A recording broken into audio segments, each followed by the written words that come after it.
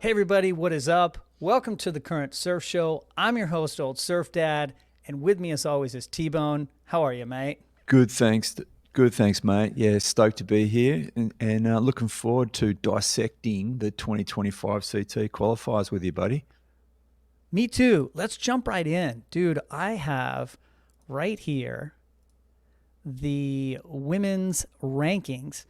And the first thing I wanted to talk about were the casualties, were the surfers that didn't make it. And those that stand out are Sierra Kerr, who is at 27th, and then Bronte McCauley, who is 12th, who we just talked about in our surf news segment. If you want to check that out, there'll be a link at the top of this video. And also at the end of the video, you can go watch the surf news.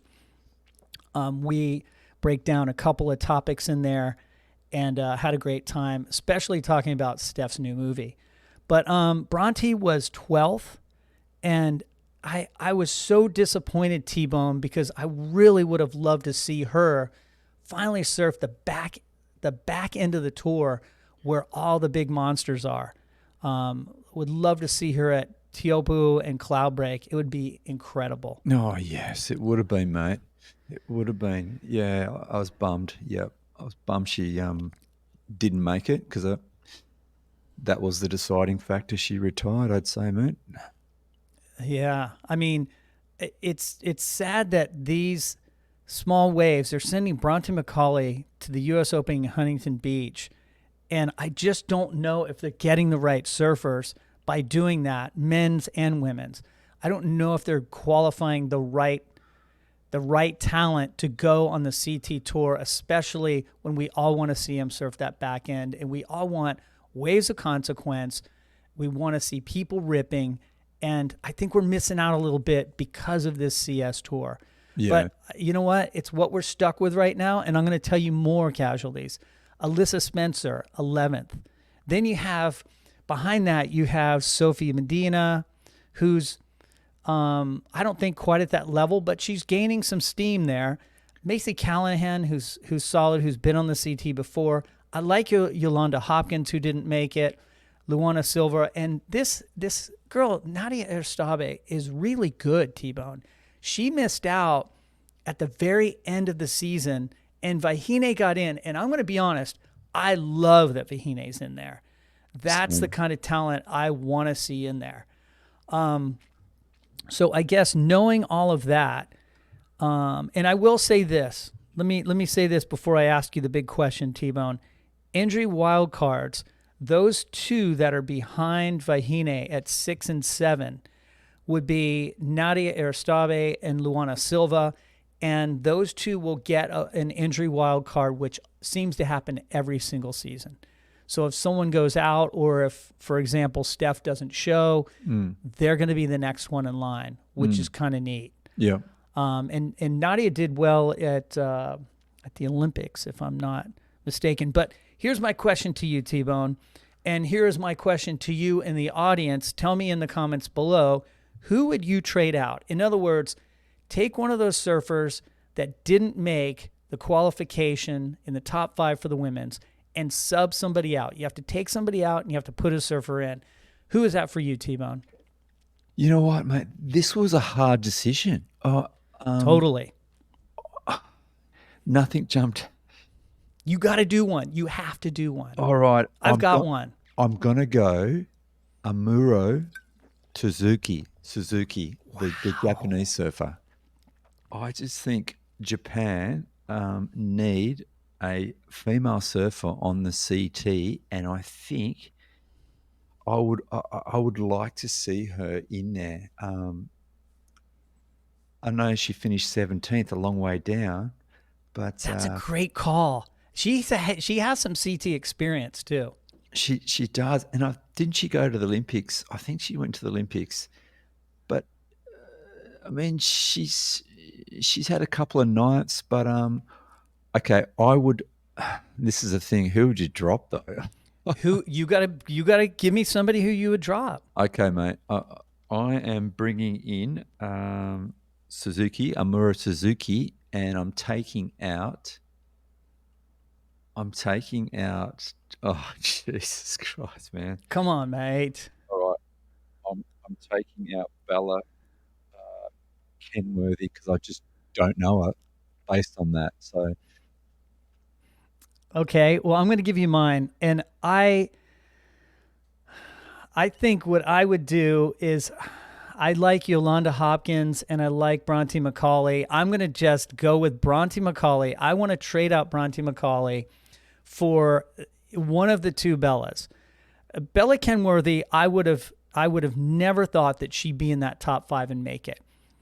Being in Southern California, I have heard of her. I've seen some of her surfing, and I just didn't think that she was at that level where she was going to make it. And then I saw a couple of her turns, especially in Rio, and she was throwing buckets, dude. She yeah, looks wow, pretty good. yep, And she's a fresh face on the tour. Let her have it. I'm going to take Isabella Nichols out, who has had several WCT runs yeah. and always is like right in that border area. And I enjoy her surfing, but I feel like I would want Bronte McCauley in there. That would be my trade right Oh, there. dude, the reason I didn't pick Bronte is she retired. Otherwise, I would have traded her. Come on, man. Shit. Well, I did it. I did it for you. Well, that Okay, brings up cool. the next question. Who makes the cut? Out of those 5, who do you see making the cut? So, Fahini, Aaron, I'm calling just Vahini and Aaron. Me too. That's exact 2 I have written down right here. Fahine and Aaron. I'm going to say they make the cut and the rest of them do not. Dude, It's too, but in saying that, it, sorry, I yeah. reckon it is there is a lot of rights in the first half of the season. So Isabella Nichols, I mean, there is Snapper, there is El Salvador. Let me add Isabella in there as well. Um, Okay. it Okay. You go on record. Isabella, I will not pick her for that. I think there's too much talent there already. But I'm with you. It's not a bad pick. We neither one of us picks Bella Kenworthy because of what we talked about, but yeah, Sally Fitzgibbons, who just slaughtered the field, won an event, was second in an event. she won No, two wait, she events. won 2 events, dude. Dude, Jesus. I've got a question for you. Sally has dominated the Challenger this year, last year. If the Challenger locations was the CT locations, would have Sally finished on top? Is it these shitty little beach breaks an advantage for Sally? Because I she think qualifies with so, her eyes dude. closed. She's such a gnarly competitor, and every time I've criticized her over the years, and every time she wins heats, man. She knows how to win heats, and she's got like a weird style, but she does hit the lip pretty hard. She's working on an air game. I don't know. What is she? I don't know how old she is now. This is when I wish I had Holly Heidi to look up stats for me. But Anyway, yeah, let's move on. Who makes the cut? We ask, and I want you to know, or you to answer in the comments below. Let me know who you think makes the cut. Who is Rookie of the Year? That's a tough one. I thought it was pretty easy for the women's. I think Erin Brooks. I just think she's complete surfer, backhand, forehand. We know what she can do. I mean, she's got a lot of confidence. You know, she's been in a CT, won a CT. So I'm going Erin Brooks, hands down, Rookie of the Year. That is a great call. I'm going to be contrarian, and I'm going to go with Vahine Fierro. And the only reason I say that is she's going to gain momentum through the back half of the tour. She's going to be at home in Tahiti. And hey, don't get me wrong, Erin Brooks can surf Tahiti and those big waves as well. I just, for some reason, I want to see Vahine do well. She's going to do well at pipe. So I'm going Vahine Fierro. What do you think? Tell us in the comments below. I would love to hear your take. T-Bone, final one, which we're going to do this in the men's as well, but who is the best in class right there? Oh, And it's a hard one. I'm going to give it to Georgie Pitter. He did have. no. We're not there yet. We're not there. I'm Oh, talking okay. women's. Who's the Oh, best in class in women's? And it's oh, probably going to be your same pick. Yeah, best in class. Yeah, I'd have to say Aaron Brooks. Yeah, definitely. And I'm going to go with Vahine. So there you go. There's your women's top five 2025 CT qualifiers. T-Bone, let's move to the men's. Now, this is where it gets interesting. It does. So here's some of the casualties and some of these names. Let me get rid of this ad. I hate those clicky ads on the WSL website. Men's casualties. Let's start at the very bottom. At number 42, Kolohe Andino. That's the best he could do, was 42nd. And right there with him, another 2%er who I think's got talent next year, could make the tour, is Jet Schilling. This guy serves lights out. I just watched him at TRESTLES. And you can see my TRESTLES video on the channel. You can see a pretty epic, overhead day of all the locals ripping. It's pretty cool. It's a short, quickie video. Let's carry on. Eli Hanneman, who was on the CT last year, was at 40th. One guy that I love his surfing, Ian Gentile, didn't make it. He was at 35th. Cowie Belly at 29th. Jacob Wilcox, this one, dagger in the heart, at 21st. I thought he would make this easily. But again, you're throwing a guy from Western Australia into beach breaks. Morgs at 19. Calum Robson, 14. Mateus Herde and Alan Cleland. Those two are right below the cut line at 11 and 12. Alan Cleland at 11. I really love this guy's surfing. Same. And we'll probably talk more about it. But the one thing I wanted to bring up, dude, check this out. The first two events, Mickey McDonough won the first one. Jordan Lawler won the second one. They're not in the top 10. They are, let's see where they are. They're 16 and 17, dude. So you cannot win a CS event and go claiming, because if you have a bad couple of events, you're out. And these two guys won and are out, which is crazy. Let me throw the question at you. Who would you trade out? You get two this time. Who would you trade out? You get to trade two guys who didn't qualify for two guys who did. What do you pick? This was easy for me, and I'm trying not to be this a biased Aussie here, but please do. In Morgan and Jacob, I just think they're CT worthy. They've got experience. They're just CT worthy surfers. They're at that level. They can do damage. 100% can do damage. Now, going out was an easy decision as well. Alejo Muniz, talk about a journeyman.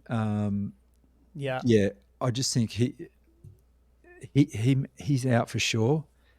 And this is a pretty hard call because it's the guy's first time on the tour. But Edgar Grogier, no offense, mate, but you're out as well. That's awesome. I'm gonna say, I love that you picked the two Aussies. I looked at them and thought about trading. I love Morg surfing, by the way. He's a CT level surfer. He was even in the top 5, if you recall. And the fact that Jacob Wilcox isn't in there is a crime. But I'm going to go with fresh blood here. I love Alan Cleland's surfing. He had a win, but he also had just horrible results in other events.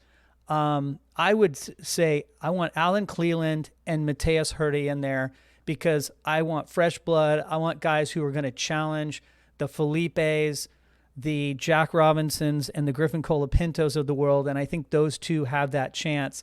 And I would also dump Alejo Muniz out, and I would actually take out David Silva.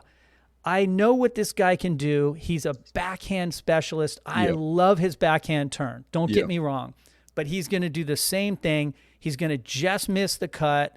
And I think that I want to see somebody new in here. Edward Grogia, I don't know much about him. I looked at his surfing. It wasn't bad. He dropped in on a wave. I mean, let's see what he does. I'm going to give the guy a chance. Maybe he'll surprise us.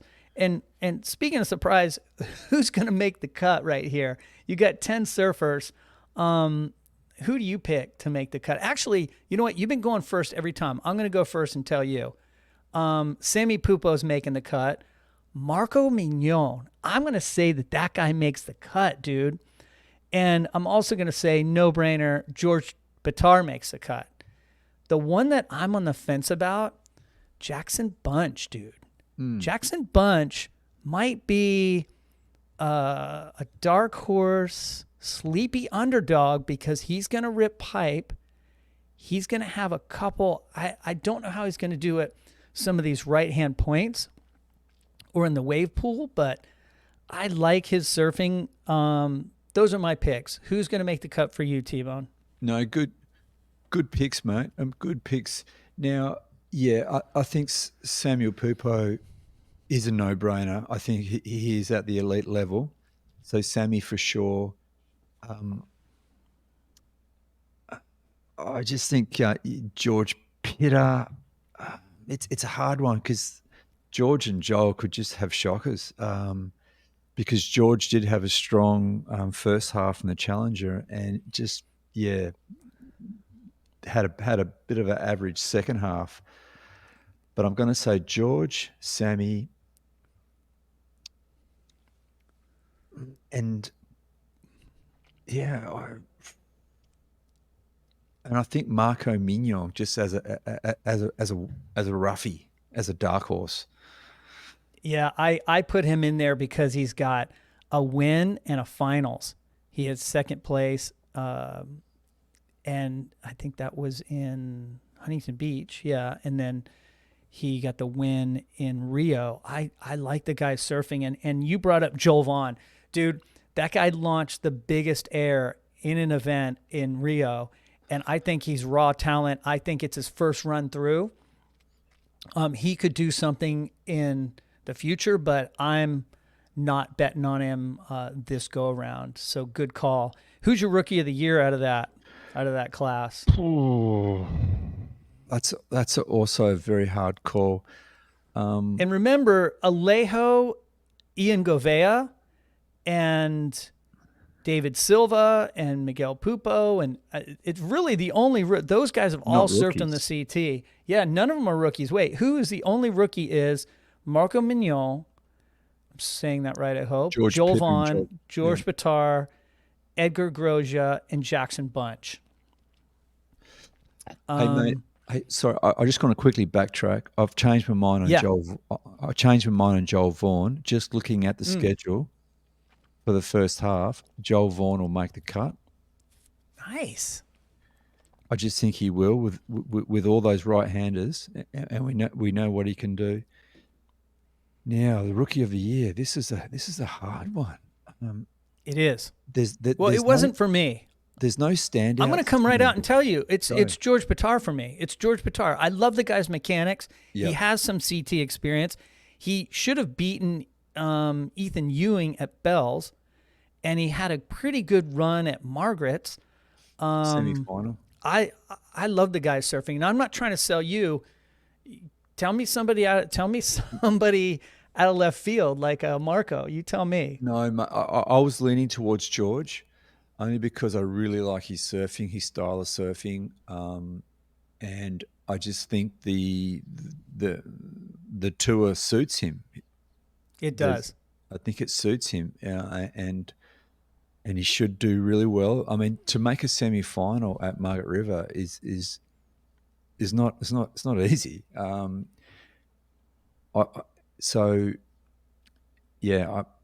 George, mate, I'm with you on that one, definitely. You know who else likes him? The judges. They score. They love his turn, and it throws some spray, and it's radical, and it's a little bit unorthodox, but I just love the way it looks when he hits a lip. Oh, I think Jackson Bunch still is a dark horse. Who is the best in class? If you look at those guys, who is the best in class of all of those surfers? I just think Sammy Pupo, if his foot comes right, he's super talented. We've seen him, like he rides pipe, he slays snapper. I just think Sammy Pupo could have a really standout year if he comes back physically 100% fit. He's talented in all conditions. I'm going to say Sammy Pupo. I'm backing you. I'm saying Sammy Pupo as well. And if you all missed it, we did the current surf news, and we talked about the top story was Sammy Pupo had surgery on his foot. It looks like he's got 3 months to recover. It looks like he should be fully recovered and ready to go. I'm thinking he's going to have a good season. I'm thinking he's going to make the cut, and I think he's the best in class as well. Um, that's pretty much it, dude. And he's already had that CT exposure. Yeah. With an injured foot, he still finished first on the Challenger Series. I mean, It's unreal. It's unreal. And you brought up Snapper. And I don't know if you remember this, but there were guys just getting shacked, getting these tubes. And he got a wave that was just turns. And he got like a 9 something for just turns because he just ripped so hard to the beach. They're like, okay, we're giving these tubes 8s, 8.5s. We got to give that a 9 because it was unbelievable. And that's the way Sammy surfs, with speed and power. He's And lightning I think it's fast. a big, yeah. Imagine a heat against him and Philippe on a little 3 to 4 foot right hander at Snapper. Yeah, he's you know what's funny is he's very Philippe like, but without the finesse, I think. He's more powerful probably. Yeah. But in kind of in the Zhao Chianca mode, somewhere between, if you had Joao and Felipe, he kind of falls in the middle, which is a great place to be. Bit of Parko in there. I find sometimes just how Smooth. we got those really stylish big forehand wraps. Yeah. I'm a fan, and I don't know if he's going to be able to bail out his brother this year. I love, let's just say right now, I love Miguel Pupo. I love his heart. He's been around for a decade. Long time. And he's back again, and he's a perennial semifinalist at Pipeline, so he's going to have that advantage going in there. Yeah. It's going to be hard not to pick him on my fantasy team, but I just think he'll probably do one more run and retire because maybe not. Maybe he'll make the cut, but he's had a great career. I will say that. Ian Gouveia. I mean, yeah. Where's that guy come from? You remember his dad, right? I mean, his dad used to like go up against Martin Potter, and in those days, like the old Fabio Gouveia, mate, legend. Totally. For those who don't know, Fabio Gouveia was one of the original Brazilians on tour was that the 80s, late 80s? Dude, and he was like the original this is his son. Brazilian Storm. I don't know if you called it a storm back then, but he was the tornado of the Storm. Yeah. He got it all going, which Ian is epic. Gouveia is a funny guy, but and I like him. He sounds like he's got a real good sense of humor, but I just don't see him making the cut. Well, I will say, last thing about Ian Gouveia, he did 4 events. You get to drop 2. He didn't even show up for the last 2. Very gangsta. He walked away. He did 4 events and he was done, and he still got second place. Was he the guy injured? To me? No, I don't think so. I think I don't know why he didn't do it. Maybe he saved money and went back to Brazil. He may have been injured. Somebody correct me down in the comments below, and also tell us who you think is going to make the cut, who's your rookie of the year, and who is the best in class for you. Let us know in the comments below. But Ian Gouveia, the surfing I saw him do in Bolito when he won was that aerial type surfing, small wave aerial surfing, and he's really good at it. But we have plenty of that on tour. I don't know about his power. I haven't seen him surf in a while, so if I'm playing him short, that's my bad. Somebody tell me in the comments and correct me. But that's how I feel about him. Dude, we just went through the 2025 CT qualifiers. That was epic. we're going to get out. You guys check out the current surf news. We're going to have more features and more surf news in the coming weeks. So subscribe for that. And also, if you enjoyed talking surf with us, like this video. All right. For T-Bone and myself, catch you later. You. Catch you later, guys. You.